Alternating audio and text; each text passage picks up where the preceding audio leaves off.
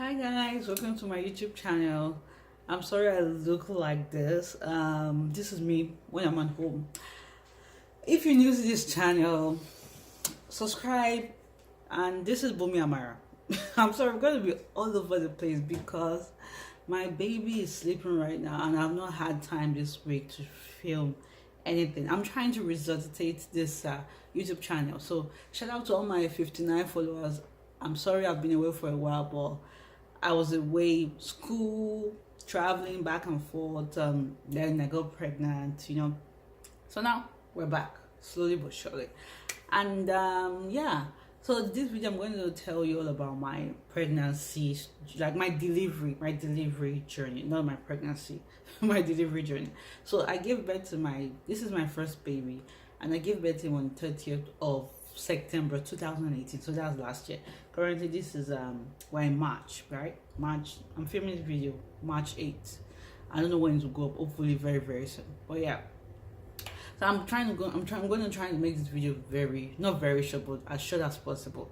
I'm filming this video why? Because when I was before I gave birth, I was on maternity for the whole of September, and this was what I was binge watching on YouTube videos of mothers who were about to give birth, or like delivery vlogs and their stories. And I was anxious. I was like, how is it gonna be? What am I supposed to expect? And you hear different types of stories. You don't know which one to believe.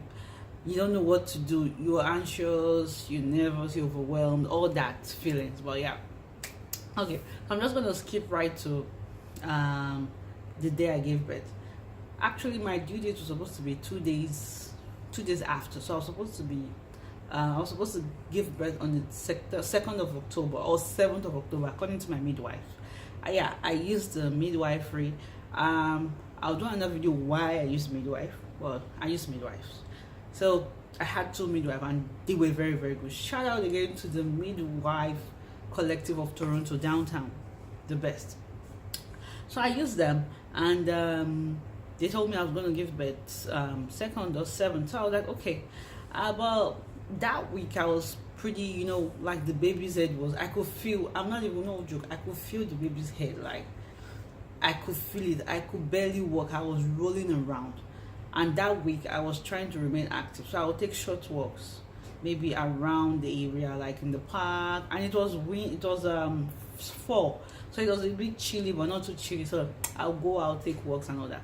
So that Friday, the day before I went into labor, Friday, I took a very long walk. I took about maybe an hour walk. I was taking breaks in between.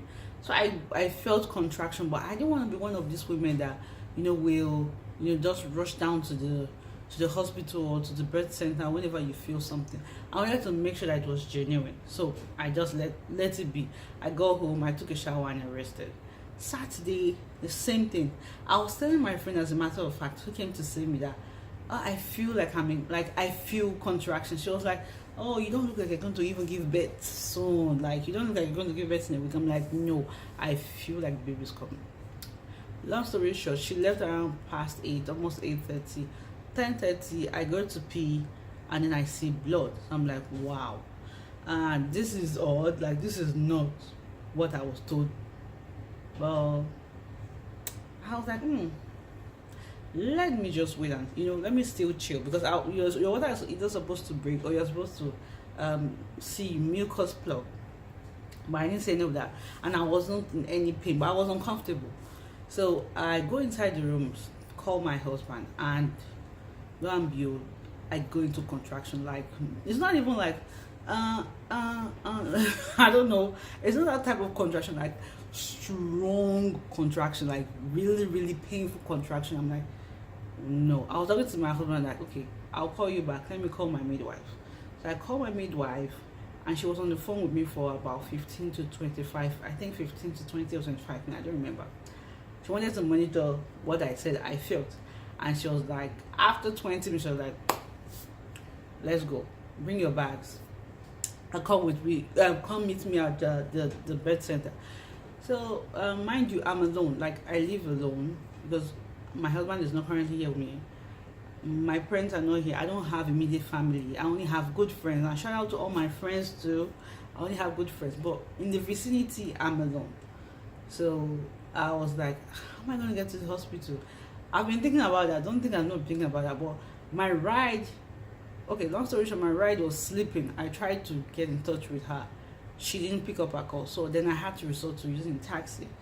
So that was around, so at this time it's around 11 p.m. Saturday night, 29th.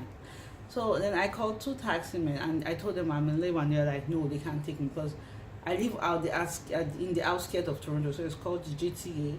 So from where I stay, Markham to downtown Toronto, Dundas East to be precise, is about 30-35 minutes, depending on traffic. So the third one was like, oh yeah, I will take you, just speak to the child. So we get into the taxi, I get into the taxi and he drives me, he takes me down there. I take my luggage inside. The midwife, I was already prepared the place. The birth center, Toronto Birth Center, is very, very clean, peaceful, spacious, organized. Like, it's so nice. Like, it was beyond my expectation. We get there, and I was still going through all this while I was in contraction. I was into contraction. I was experiencing contraction. Sorry. So I was like, yo, what is happening? Like, maybe I'm gonna give birth soon. I get there, I was still experiencing contraction. My midwife was like, these contractions are too strong for you not to go into labor, or for your water not to have even broken. I was like, I don't know, but I was really, really feeling uncomfortable. And then she's like, okay, we're going to break your water. So like, yeah, they break my water. It was really, really painless. I didn't feel anything. I just felt water burst. But I was still, in short, after they broke my water, my contraction went from 0 to 3. So I'm like strong contraction. Then immediately they break my water. The color of water is colorless, like pure, like clear rather. And then they see this greenish consistency.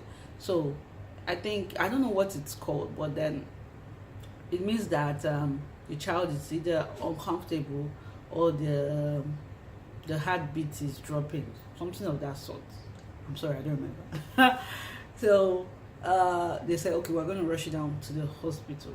So they take me down to Mount Sinai Hospital. It's not far from the birth center. We get it, they check me in, and yeah, they strap all this thing. They strap something around my belly to monitor my contraction. They strap something another thing around my belly to monitor my baby's heartbeat. And they tripped me with all these needles and all that. So I was there. Contraction was going from 3 to 5 to 6. It was just progressive, like going higher. It wasn't even going down. So by this time it was probably around it was probably past 1. So they checked. They said I'm 2 centimeters dilated. I'm like, with all this pain, oh god. So my midwife was like, don't worry, it's your first child, you'll probably be here for a while. I was like, no, I don't want to be here for a while. I want to get this over and done with. So at around 2, they give me, I was still going into contraction. I was still experiencing contraction. So they give me anesthesia. Yeah. And I wasn't feeling any different. It was still painful. It was getting worse. So they're like, okay, I think we'll advise you to take epidural. Normally, the midwife will not advise you. They advise me to sign up for epidural in case I change my mind, but they won't advise you to take it because they are all for natural birth. But the way I was screaming my head off at the hospital, they're like, okay, Bumi, I think you should take epidural. Luckily, I signed up for epidural, so I don't even remember what happened. I just know what this is a tongue twister for me. The anesthetist, I don't know. The people that administered the epidural, that administered pain relief, he came to the guy. He came and he was like, "I need you to sit down, and I need your consent." So I told my friend to sign on my behalf, or I had to sign. No, I had to give my verbal consent, but then she signed on my behalf, and then I had to sit up so they could, choke that big needle through my spine. I didn't even, to be honest with you, I didn't feel when that was going, because I've watched videos prior to me going into labor that needle is huge, it's painful, blah blah blah. I didn't feel it. That's how in pain I was. Next thing, I felt calm.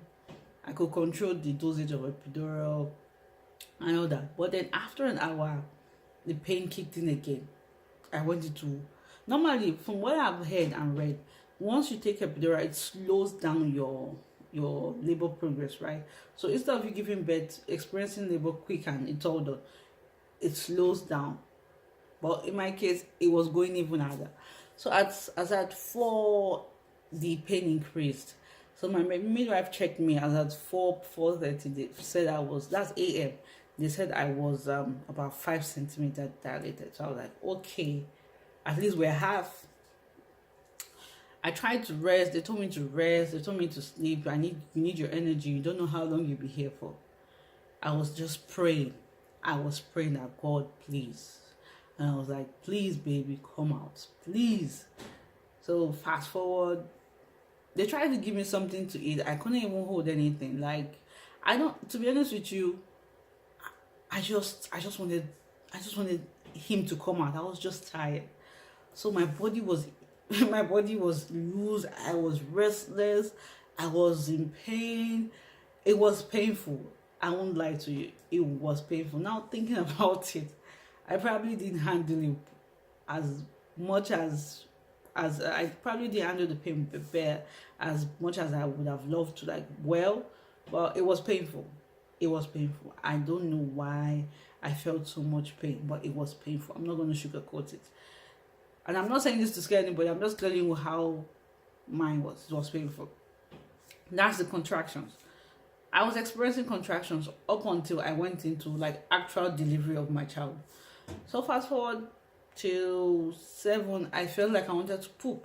And then she's like, oh, that means the child is close. It's close. Then another gush of water, like another outburst of water came out. And there was a lot of water that came out. There was still green poop in the water. So my midwife was like, but his heartbeat seemed fine. It seems like he's doing okay. What's happening? We don't know. So at 7:30, I really felt like I had to poop. I was like, I want to poop. I want to poop. I want to poop. I will stand up. I will sit down. I will turn around. I felt like I was like, God help me. I had on braids. I can remember vividly dragging my braids out of I braided. I was like, God, please help me. God, please help me. It was not funny, guys. It was not funny. Nobody tells you how painful all these things is. I'm not regretting. I'm just saying that the pain, hey God, it was painful. I'm just thankful now, looking back at it, reflecting. I'm just like, wow, we are strong people, women. So after that, to 8, I really felt like the baby was coming. So at around I think I started actual delivery at around I think it was 8:30, yeah, 8:30. Then I went into labor. I started pushing. I was like, baby is here. So laying down, up on top of me, just at the roof, there's a mirror, so I could see what was going there. I could see what was going on, when my legs spread. So I was like, okay, I can't look because my belly is huge and all these cords and everything. So I was just looking up there and I was holding the bedside, both sides, and I was pushing. So the head came out, and my midwife was like, oh wow, we see the head. But me, hold still. I don't want you to have any tear. Don't push until I say so. I'm like, hold on till how long? This is painful. She's like, just wait.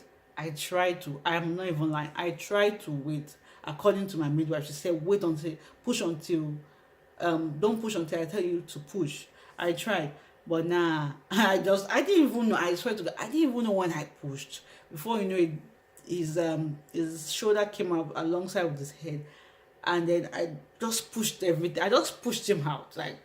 I just pushed him out. That was around 8:41, because I remember they had a digital clock in the just opposite me, and it was counting down the time. So and everyone was just screaming 41, 41, 41. So I was like, oh wow, that's it. Voila, the boy came. He didn't cry at first. They carried him.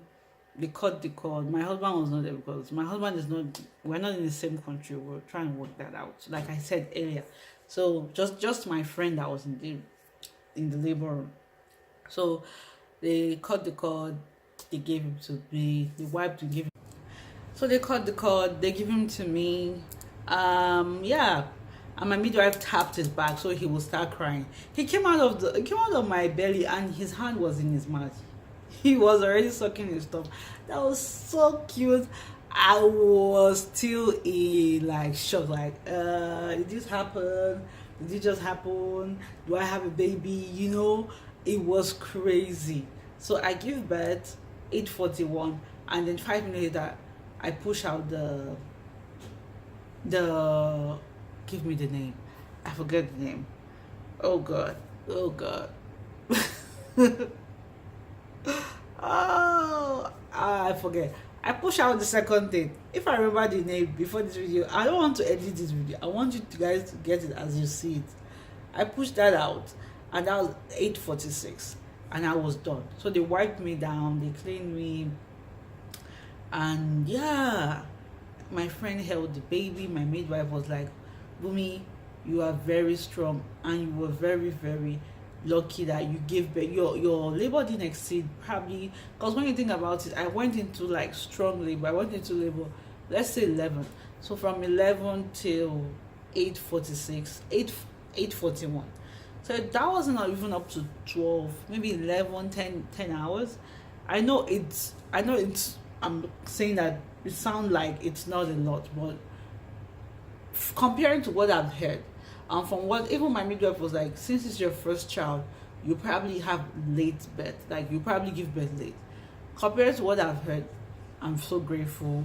Secondly, I'm doing this video to give back to anybody that might need this information. Now, don't compare yourself to people you watch or people you hear. Your situation, your delivery is going to go differently from my delivery. It might be similar in the case that yes, your pain will, you obviously there's something that inevitable. You get pain, bleeding, you get tear. Like I had the 3rd-degree tear, and I had to be stitched in that pain. Yes, you get all that, but don't compare yourself to people. That was my fear going into delivery. I was like, how is it going to be? And everybody had similar stories, so I was like, there's nothing different. So that means my story is going to be like, my journey is going to be like, but it wasn't like that. So thank you guys for watching. I'm trying to make this video short, and I think I hear my baby crying, so I'm gonna go check on him. And subscribe for more videos. I'm coming back stronger and better. Thank you. Till next video. Bye.